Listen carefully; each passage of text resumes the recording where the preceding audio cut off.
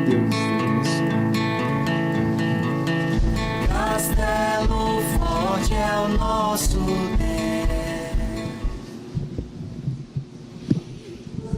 Boa noite, meus irmãos. Graça e paz. Saudamos também aqueles que nos acompanham pelo YouTube.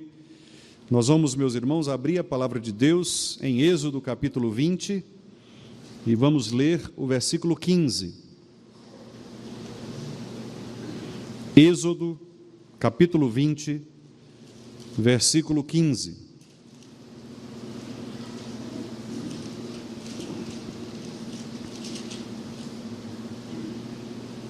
Leiamos todos juntos. Não furtarás. Mais uma vez, não furtarás. Vamos orar. Querido Deus, nós te agradecemos porque, como teu servo acabou de afirmar, nós já oferecemos ao Senhor parte deste culto, ó Deus, cantando cânticos, orando, entoando hinos ao Senhor, elevando os nossos pensamentos e corações, mentes, até o Senhor. E agora, ó Deus, a tua palavra está aberta, foi lida e agora será exposta aos nossos corações. Nós precisamos, ó Deus, que tu nos fales nesta noite, como já nos tens falado, ao longo da nossa vida, de nossa história, para que nós possamos continuar crescendo na graça e no conhecimento de teu Filho Jesus Cristo, para guardarmos a tua palavra em nossos corações, a fim de não pecarmos contra o Senhor. Dá-nos graça, ó Deus, de entendermos aquilo que o Senhor de fato requer que entendamos desta santa palavra, neste mandamento que nós acabamos de ler.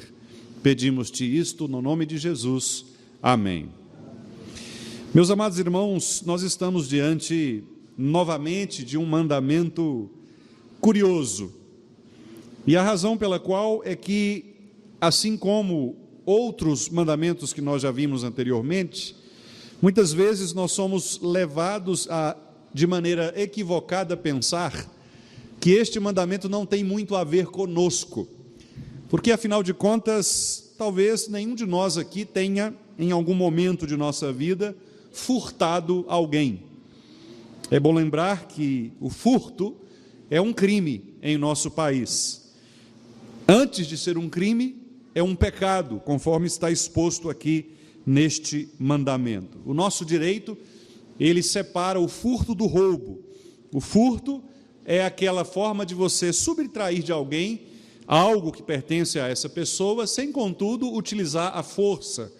Tem a ver com aquele tipo de surrupiar que você, no escurinho, pega escondido para que ninguém assim o perceba. O roubo geralmente é categorizado ou qualificado como aquela ação em que a pessoa, ela de maneira agressiva, toma o bem do outro, utilizando quase sempre a força, ou uma arma de fogo, ou uma arma branca, algum tipo de força, para que possa retirar das mãos da pessoa. Então, o nosso direito faz essa diferença entre furtar e roubar, inclusive com penas distintas para esses tipos de crimes. Contudo, a palavra de Deus coloca neste mandamento não apenas esses dois modelos de extrair do outro aquilo que lhe pertence, mas outras e outras formas de também nós quebrarmos este mandamento de retirar do outro aquilo que pertence a ele. Portanto, o que nós vamos fazer aqui nesta noite é, seguindo a orientação da interpretação que foi dada pelos nossos irmãos do passado e pelos demais textos da Escritura, é entender de que maneira nós também somos afetados por este mandamento, de que maneira nós somos proibidos por Deus de agir a fim de não quebrarmos este 8º mandamento da lei: não furtarás. O Catecismo Maior, na sua pergunta 142, elabora uma série de situações que configuram a quebra deste mandamento. E eu vou, então, tomá-lo como uma maneira didática de apresentar aos irmãos aqui alguns aspectos, algumas situações que, porventura, nos passam despercebidas e que, muitas vezes, ou talvez, em alguns casos, nós podemos até ser ou vítimas ou até mesmo praticantes de algumas modalidades que estão incluídas aqui nestas proibições. Então, a pergunta 142 que diz: quais são os pecados proibidos no 8º mandamento? E a resposta que os nossos irmãos puritanos, lá do século XVII, fundamentados em vários textos das Escrituras, deram foi a seguinte: os pecados proibidos no 8º mandamento, além da negligência dos deveres exigidos, são o furto, o roubo, estes dois mais especificados, como eu acabei de lhes dizer. Portanto, aquelas pessoas que cometem furtos e roubos, como nós conhecemos, são pessoas que, além dos crimes, estão também quebrando o 8º mandamento.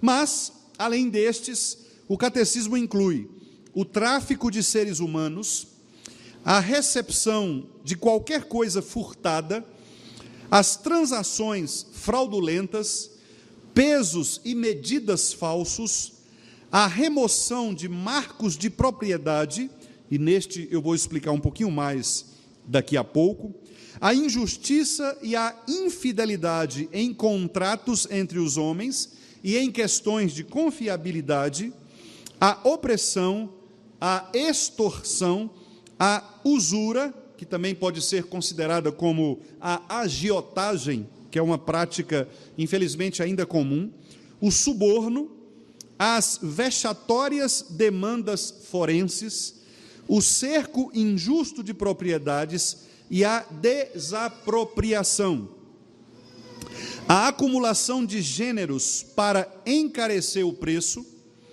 os meios ilícitos de vida e todos os outros modos injustos e pecaminosos de tirar ou de reter de nosso próximo aquilo que lhe pertence, ou de nos enriquecer a nós mesmos. A cobiça, a estima e o amor desordenado aos bens mundanos, a desconfiança, a preocupação excessiva e o empenho em obtê-los, guardá-los e usar deles. A inveja diante da prosperidade de outrem, assim como a ociosidade, a prodigalidade, o jogo dissipador e todos os outros modos pelos quais indevidamente prejudicamos o nosso próprio estado exterior, e o ato de defraudar a nós mesmos do devido uso e conforto da posição em que Deus nos colocou. Os irmãos perceberam que é um texto bastante longo, extenso e com aspectos muito profundos e que, obviamente, nós poderíamos usar muito tempo para discutir cada uma destas abordagens que são mencionadas aqui. No entanto, meus amados irmãos, para uma mensagem introdutória a respeito deste mandamento, eu gostaria de tocar em 3 aspectos, 3 situações, 3 atitudes nossas que quebram este mandamento, ou que podem nos levar a quebrar o 8º mandamento. Como nós vimos, o furto e o roubo são, de maneira bastante evidentes, aqueles que, de primeiro momento, quebram este mandamento. Mas há outras situações, que são situações muito comuns em nosso país, movido por uma política mais socialista, que, de fato, nos faz, às vezes, desconfortáveis diante de situações que envolvem aspectos da riqueza, da pobreza, da mordomia, ou seja, da administração daquilo que Deus nos dá, de modo que muitas vezes, em algumas situações, nós os vemos até ou prejudicados ou prejudicando outros, no mau uso que nós fazemos dos bens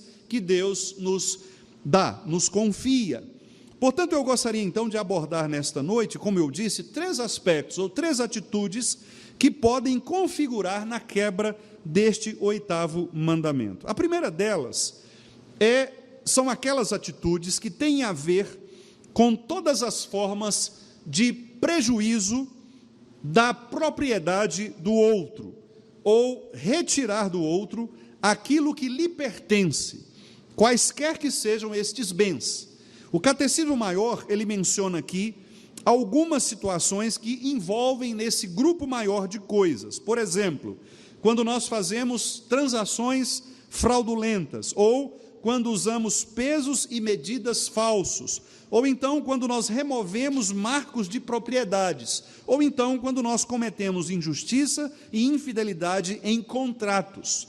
Pois bem, estas situações, elas apontam diretamente para um modelo de gestão, um modelo de vida que visa prejudicar ao outro naquilo que é de direito do outro. Por exemplo, a retirada ou a remoção de marcos de propriedade. O que significa isso?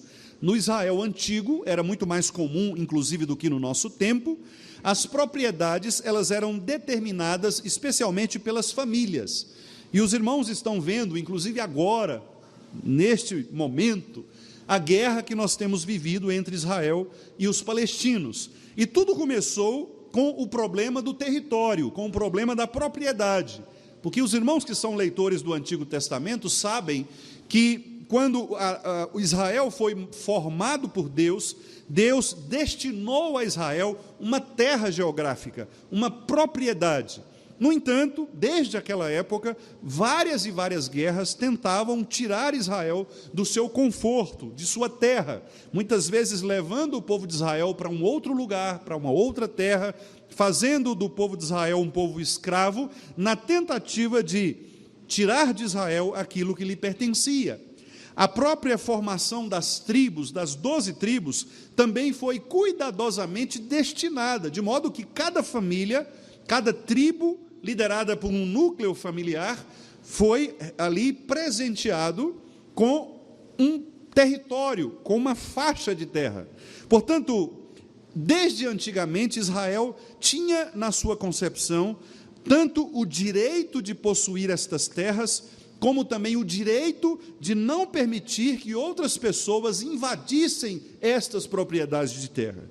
Por isso, Israel entrou em guerra muitas vezes para impedir que as pessoas viessem retirar aquilo que era de direito deles. Portanto, o catecismo, quando pensa na remoção de marcos de propriedade, está pensando exatamente no direito que nós temos à propriedade privada. Este é um assunto de bastante discussão política, mas que biblicamente também deve ser defendido.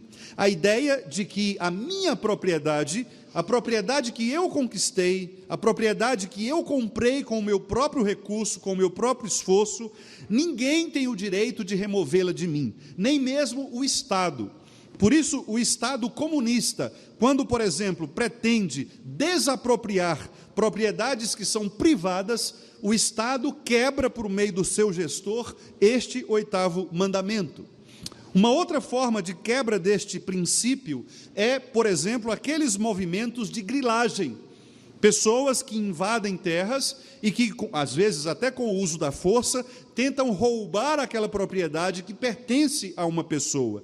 No antigo Israel era muito comum, inclusive a Assíria foi condenada pelos profetas do Senhor, lá em Miqueias, no capítulo 3, se os irmãos lerem, diz que os assírios, eles eram tão maldosos que eles matavam a família da viúva, deixando aquela viúva sem os seus familiares, para que depois pudesse retirar dela a propriedade que ela possuía.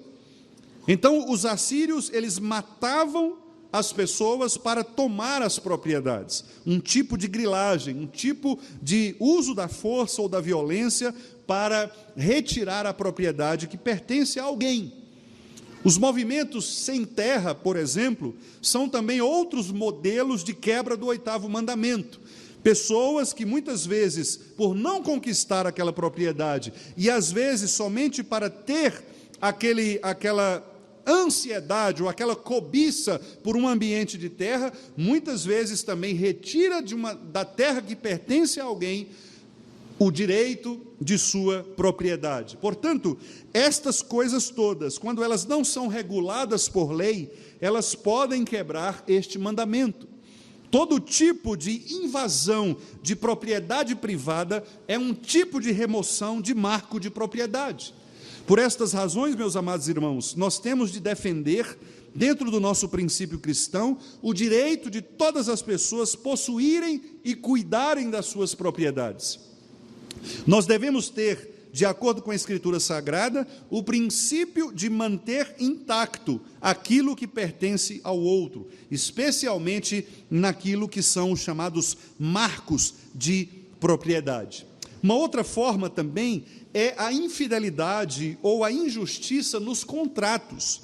Quando, por exemplo, nós elaboramos contratos, e quase sempre aqueles contratos com as letras miúdas, que ninguém consegue ler, que trazem formas de extorsão, ou formas, por exemplo, de juros abusivos, pessoas que contratam serviços e que pagam por esses serviços um valor exorbitante, um juro abusivo. Portanto, fazer isto também, como infelizmente o nosso sistema financeiro em muitas situações faz, como nos cartões de crédito, como nos juros bancários, muitas vezes também o sistema quebra este mandamento, porque impõe sobre as pessoas contratos que visam a extorsão, que visam a opressão financeira, que visam retirar da outra pessoa aquele mínimo que ela tem para a sua subsistência. Propagandas insistentes que nós recebemos quase todos os dias nos nossos celulares de empréstimos consignados, bancos que se aproveitam de fragilidade dos aposentados, por exemplo, oferecendo empréstimos, e quase sempre esses irmãos, coitados, aposentados, caem nesses golpes e às vezes comprometem o seu recurso, o seu dinheiro, acaba quase devolvendo tudo o que recebe para o banco. São formas de quebrar este mandamento. Ou seja, os juros abusivos, a extorsão, a maneira equivocada que o sistema jurídico usa para manipular os recursos daqueles que geralmente têm mais dinheiro e que não se preocupam, portanto, com aqueles que têm menos dinheiro. Muito pelo contrário, o sistema facilita o endividamento. O sistema cria mecanismos para que você supostamente tenha direito a facilidades que o Estado te oferece, ou que a iniciativa privada, por meio dos bancos, oferece, mas, ao mesmo tempo, você está cada vez mais se endividando, porque estes contratos visam retirar de você aquele mínimo que pertence à sua subsistência.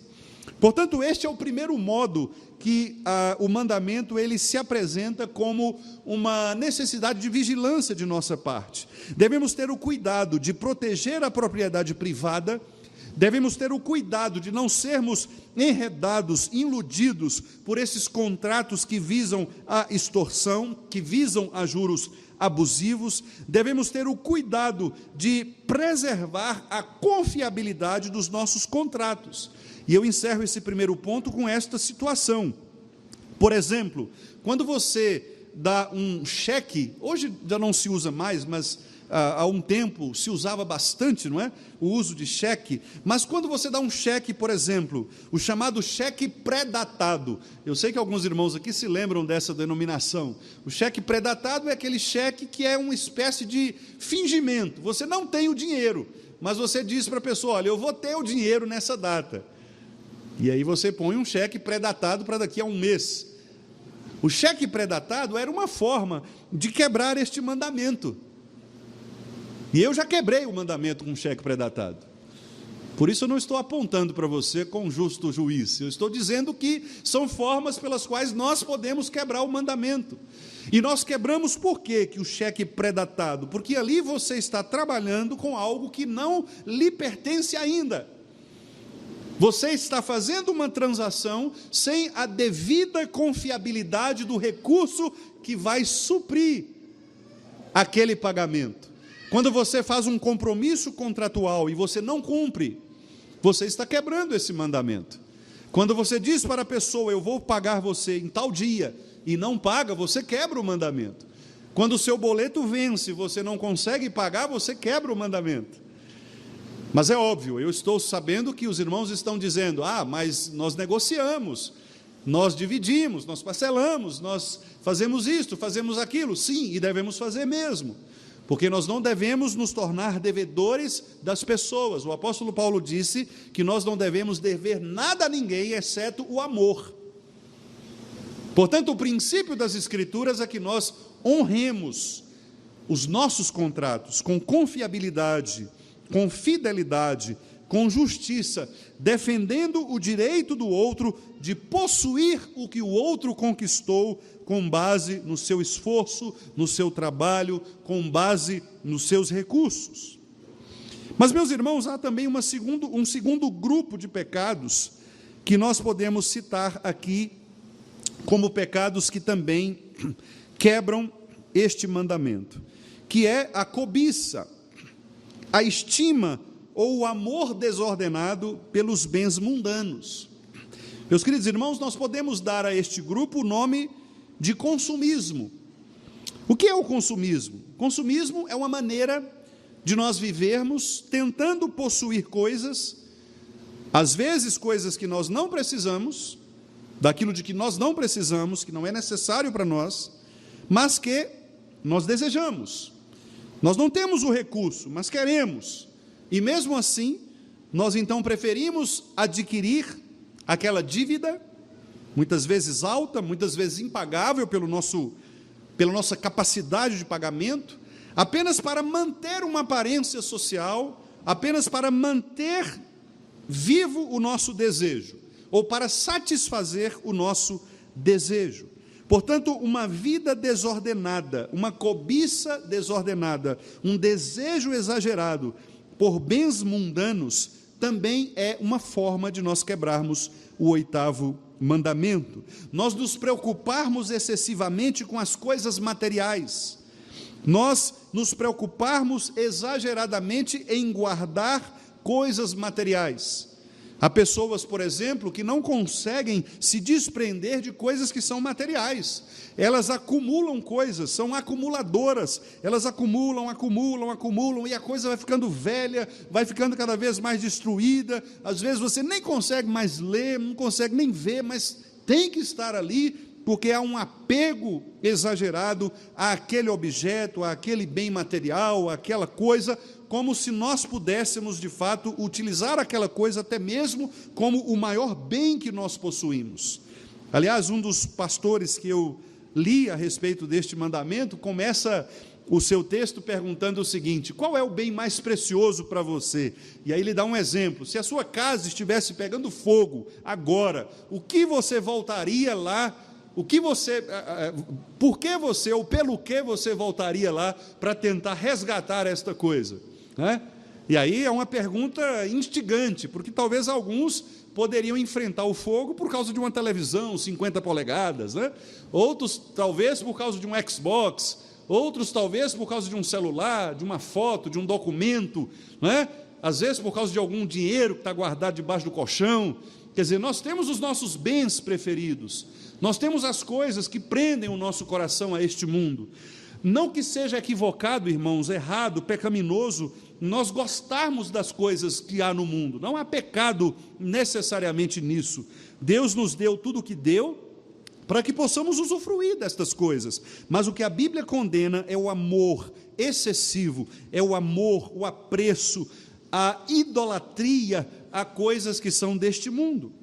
Portanto, este é o segundo grupo de pecados, é nós vivermos uma vida consumista, tentando manter uma aparência financeira, uma aparência de bens, uma conquista que nós não temos. E por isso, muitas vezes, pessoas estão nas redes sociais ostentando bens materiais, mas a sua alma está perdida.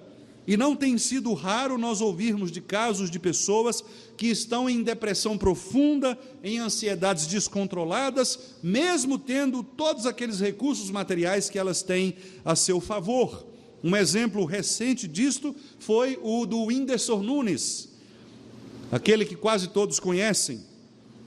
O Whindersson Nunes declarou certa vez, há algum tempo, o seu estado de depressão. E ele disse: olha, eu conquistei tudo, tenho não sei quantos milhões de seguidores, tenho isso, tenho aquilo, tenho jato de milhões, mas eu estou em depressão, eu estou mal, preciso de ajuda. Isso é comum nestas pessoas que colocam o seu coração na fama, no status, pessoas que ficam ali na rede social tentando engajamento, vivem por isso, fazem tudo das tripas coração para conquistar um seguidor, porque isso é o que motiva o coração dessas pessoas, que motiva a vida dessas pessoas. No entanto, nós percebemos que muitas dessas almas são almas vazias, que são apenas preenchidas por esta cobiça, por este desejo desordenado, por esse amor desenfreado pelos bens materiais, pela fama, pela popularidade. Tiradas estas coisas, esta pessoa cai em miséria, cai em morte. O terceiro grupo, meus irmãos, que quebra este mandamento, é um grupo que é praticamente uma consequência deste que eu acabei de dizer, que é a ansiedade gerada pela preocupação que nós temos muitas vezes de manter a nossa vida. Nós lemos aqui no texto de Mateus, o nosso Senhor Jesus Cristo nos instruindo a que nós não deveríamos colocar o nosso coração nas riquezas. E obviamente Jesus não está ali condenando os ricos. O que Jesus está dizendo é que muitas pessoas confiam nos seus bens materiais, nas suas riquezas. Por isso, muitas destas pessoas são conduzidas a um estado de ansiedade. E é exatamente por isso que o texto que vem na sequência é: não andeis ansiosos, por aquilo que vocês vão vestir, por aquilo que vocês vão comer, porque a vida de vocês, ela não consiste nestas coisas, nestes bens. Os gentios é que procuram estas coisas. Aqueles que não têm satisfação em Deus, que é a sua suficiência, é que procuram estas coisas. Nós, cristãos, usamos estas coisas como benefícios que Deus nos dá, mas nós não precisamos andar ansiosos por estas coisas.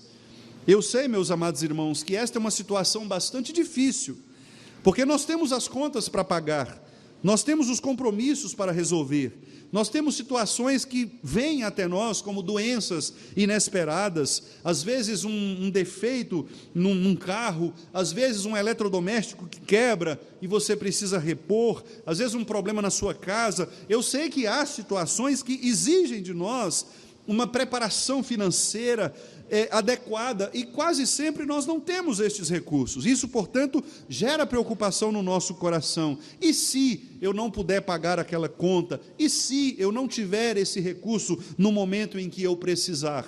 Eu sei que estas preocupações são preocupações humanas, e por isso mesmo Jesus Cristo, compadecendo-se de nós, ele disse: olha, não andem ansiosos por estas coisas. E se ele disse, é porque ele sabia que as pessoas andavam ansiosas, como nós andamos ansiosos. Mas o catecismo apresenta um remédio para isto. O remédio para isto tem a ver com dois aspectos. O primeiro deles é nós trabalharmos. Por isso, alguns intérpretes dizem que uma maneira, e nós vamos ver isso no próximo domingo, com a graça de Deus, uma das maneiras de nós obedecermos a este mandamento é exaltando o trabalho. Por isso, o mandamento diz que a ociosidade é proibida por este mandamento. O que é a ociosidade? A ociosidade é a preguiça, é o não fazer nada. É eu ficar deitado em casa, esperando as coisas acontecerem. É eu estar naquele estado de torpor, de quase morte, como se as coisas não tivessem mais saída. Portanto, o mandamento também nos diz que nós devemos evitar as formas de preguiça, de ociosidade, a forma de vivermos de maneira indesejada quanto ao trabalho. Uma maneira de nós roubarmos, de nós furtarmos, por exemplo, é não usarmos o tempo que Deus nos deu para o trabalho. Meus irmãos, eu fico às vezes pensando, e penso até em mim mesmo, porque quantas vezes nós vemos pessoas passarem por dificuldades financeiras, dificuldades, especialmente nessa área, né, de finanças, e a pessoa continua sem fazer nada. E aí diz: olha, mas eu não acho emprego, eu não consigo. Mas de que emprego você está falando? Que tipo de situação você está falando? Talvez você não ache o emprego que você queira, mas será que não há nada que você possa fazer? Quantas pessoas ficam, por exemplo, ociosas a parte da tarde inteira em casa, esperando alguém ligar para receber um pagamento? Será que você não pode, por exemplo, se candidatar para ser um entregador de coisas? Nem que seja para entregar panfleto na rua, nem que seja para vender água mineral. Qual o problema destas coisas? Será que nós achamos que esse tipo de trabalho é pequeno demais para nós? Lembre-se de que o nosso Senhor Jesus Cristo era um carpinteiro, numa sociedade que possuía pessoas muito ricas. Aliás, ele foi desprezado num contexto em que ele não era, entre aspas, ninguém para aquelas pessoas. O quê? Filho de carpinteiro? Ser Deus? Ah, vocês estão de brincadeira. No mínimo ele tinha que ser um fazendeirozinho. Não há trabalho, irmãos, de pouco valor, quando ele é executado com honestidade, com o talento que Deus nos deu. Por isso, a preguiça, a ociosidade, o não fazer nada, é punido por Deus com a miséria. Salomão disse ao seu filho lá em Provérbios: o que traz a pobreza é não querer fazer nada, a ausência do trabalho. Salomão diz que há pessoas que são tão preguiçosas que elas não têm coragem de levar o garfo na boca. Salomão diz isso lá em Provérbios. A pessoa tem tanta preguiça que ela não tem coragem de comer. A minha avó contava uma história muito engraçada de deve ser, acho que é uma história destas urbanas, essas histórias populares, né? Mas eu era criança, e ela me contava essa história, e eu sempre achei muito engraçado. Ela dizia que lá na região dela, que era Chapada Diamantina, lá na Bahia, havia um homem, né? E esse homem era muito preguiçoso, e aí o pessoal resolveu dar um fim nesse homem, porque ele não prestava para a sociedade. E aí pegaram o cara na casa dele e tal, e amarraram esse cara, e falaram: olha, o negócio é o seguinte, se você não trabalhar, nós vamos te jogar no rio, para você ir embora, porque a gente não está suportando, você só fica nas casas pedindo comida para os outros, e você não faz nada, tem coisa para você fazer, para você capinar, para você plantar, mas você fica só pedindo. Aí pegaram o cara e colocaram o cara no andor, né, tal, e aquele negócio, aquela procissão. Aí alguém lá, muito bondoso de coração, viu passando aquela procissão ali e gritou para o cara: peraí, gente, peraí, eu quero dar uma última chance para ele. Olha, eu tenho aqui uma saca de arroz, eu quero saber se você quer aceitar essa saca de arroz aqui, para você começar a sua vida. Aí o cara levantou assim, ele estava com um chapeuzinho, levantou o chapeuzinho e falou assim: o arroz está pilado ou é sem pilar? O cara: não está pilado não, então toca o banguê para lá. O cara preferiu morrer. Tem gente que é assim, tem gente que prefere passar a necessidade do que trabalhar, do que se esforçar. Tem gente que prefere sofrer, ficar queixando: ah, meus irmãos, está difícil demais, oh, minha vida, oh céus, oh azar. Lembra desse personagem? Tem gente que só fica assim, ao invés de procurar uma maneira de fazer. Eu sei, meus irmãos, não estou dizendo que é coisa fácil, mas o que eu estou dizendo é que Deus, Ele honra aqueles que verdadeiramente o colocam em primeiro lugar. Por isso, no texto que nós lemos de Mateus, o Senhor diz que estas coisas lá, ou seja, o alimento, a vestimenta, aquilo que é suficiente para a nossa subsistência, Ele não vai nos deixar faltar. Então nós devemos confiar nele. E este é um aspecto muito poderoso do 8º mandamento. A nossa ansiedade por estas coisas materiais vem porque muitas vezes nós não confiamos na providência do Senhor, e nós preferimos nos queixar, murmurar, a trabalhar com vigor para alcançarmos aquilo que Deus pretende nos dar. Por isso os puritanos, eles tinham uma maneira muito interessante de viver. Os puritanos viviam com uma palavra que era bastante forte na época da Reforma, que era a palavra frugalidade. Frugalidade, ou uma vida frugal, significa você viver de maneira simples.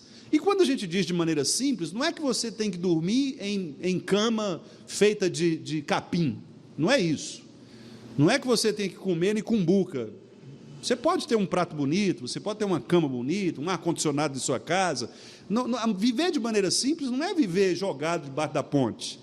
Os puritanos entendiam que viver de maneira simples é você conquistar com o seu trabalho aquilo que é necessário para você viver, que é suficiente para você e sua família viverem com dignidade, vestindo roupas adequadas, tendo uma vida tranquila, uma vida suave, sem preocupações excessivas. Mas, ao mesmo tempo, e por isso, uma vida frugal evitava que também eles pudessem, pela cobiça dos seus corações, criarem problemas financeiros para si. Por isso, Max Weber escreveu aquele livro, A Ética Protestante e o Espírito do Capitalismo. O Weber ficou impressionado com a razão pela qual o capitalismo surge no contexto dos puritanos. E ele vai estudar sobre isso. E ele chega a uma conclusão simples, que era a seguinte: a fórmula é simples. Os puritanos, eles entendiam que tudo aquilo que eles faziam no trabalho era para a glória de Deus. Portanto, todo o trabalho puritano era um trabalho elogiável pela sociedade. Se o camarada era um sapateiro, ele era o melhor sapateiro da vila, porque ele fazia o sapato, fazia o seu trabalho para a glória de Deus. Se ele era um pedreiro, ele era o melhor pedreiro da vila, porque ele queria fazer o melhor para Deus. Se ele era um professor, ele era exemplar, porque ele estava fazendo para o Senhor. Isso trazia para eles fama, por isso eles eram procurados, a demanda era alta, para fazer um sapato no seu João, para fazer uma casa com seu Pedro, para ser ensinada pela professora Maria, a demanda era alta. Então, eles ganhavam dinheiro, porque as pessoas pagavam por esse serviço. Como eles viviam de maneira frugal, simples, não gastavam com vícios e nem gastavam dinheiro à toa, com a cobiça desordenada dos seus corações, o que eles faziam? Juntavam poupança. Com esta poupança, eles iam avolumando os seus recursos, criando o capital, certo? Por isso, a ética protestante, puritana, deu a origem a este capitalismo, que não é o capitalismo selvagem, né? Mas que é o recurso capital de você ter uma vida tranquila, fundamentado numa fórmula simples. Trabalhe com honestidade para a glória de Deus, viva uma vida simples, sem gastar excessivamente, poupe aquilo que você tem para a sua vida, para a sua poupança, e você vai viver feliz para sempre. Os puritanos, gente, se fosse hoje, eles estariam mais ricos ainda, porque Tiago Nigro, Caio Carneiro, Gustavo Cerbasi, Natália Arcuri, esse pessoal aí que é dessa área das finanças, que publica livro, tem não sei quantos mil seguidores no Instagram para falar dessas coisas, os puritanos já falavam isso baseados na palavra de Deus. Ou seja, veja que o princípio do mandamento é: ouça a palavra do Senhor quanto a fórmula mágica de você prosperar. Qual é o segredo da prosperidade? Trabalhe com amor e dedicação, fazendo tudo para a glória de Deus. Viva uma vida simples, que satisfaça a sua família. Não gaste com cobiça. Poupe aquilo que você recebe. Você vai ser feliz. E a poupança é uma coisa interessante. Eles usavam isso, sabe para quê? Para ajudar aos necessitados. Por isso, por exemplo, Calvino ele foi contrário à cobrança de juros quando o empréstimo era feito a pessoas necessitadas. Calvino, interpretando o Salmo 51, ele diz o seguinte: olha, se eu vou emprestar a você um dinheiro, mas se é um dinheiro para a sua necessidade, se você está doente, precisa de um remédio, se você foi atacado por um animal e precisa de um recurso, seja lá o que for, de necessidade, eu vou emprestar para você e não vou te cobrar, porque isso é um ato de misericórdia. Agora, se eu tenho um dinheiro lá guardado e eu vou emprestar a você para você fazer dinheiro, ou seja, aplicar nos seus negócios, aí é nada mais do que justo do que você me devolver parte daquilo que você conquista, né? Claro, porque você está usando o meu dinheiro para um recurso que não é uma necessidade, mas é algo que você está investindo. Olha que coisa interessante. Então é assim que nós devemos agir de acordo com este mandamento. Recapitulando, irmãos, estarmos atentos às propriedades privadas. Primeiro ponto. Não vamos defender políticas que removam marcos de propriedade. Os crentes devem ser contrários a todo tipo de política que retira do outro, de maneira ilegal, aquilo que pertence ao outro. Seja como for, seja território, seja terra, seja um bem material, ou seja até mesmo um bem psicológico, emocional. O mandamento, inclusive, fala a respeito até de defraudação do corpo. Então, por exemplo, um estupro pode ser um tipo também de quebra deste mandamento, porque você está retirando daquela pessoa a dignidade dela, muitas vezes o bem que ela possui, que é a sua dignidade humana. Segundo lugar, recapitulando, evitarmos a cobiça dos nossos corações, os desejos desordenados de querermos viver uma vida que é uma vida que não é necessária que vivamos, uma vida apegada aos bens materiais, amor ao dinheiro. E terceiro e último lugar, termos o cuidado de tranquilizarmos os nossos corações na segurança que Deus nos dá, na providência de Deus, não andando nós ansiosos por estas coisas materiais. Assim, meus amados irmãos, deste modo, nós entendemos que os pecados proibidos neste mandamento, eles podem ser evitados por nós. Portanto, não furtar não é simplesmente roubar ou furtar, literalmente, mas é retirar de quaisquer pessoas, ou até de nós mesmos, aqueles recursos que Deus mesmo nos deu, pelo seu benefício, pela sua providência, para que nós pudéssemos administrá-los. Por isso o título dessa mensagem é Cultivando a Mordomia Cristã. Nós somos mordomos, somos administradores dos bens que Deus nos deu.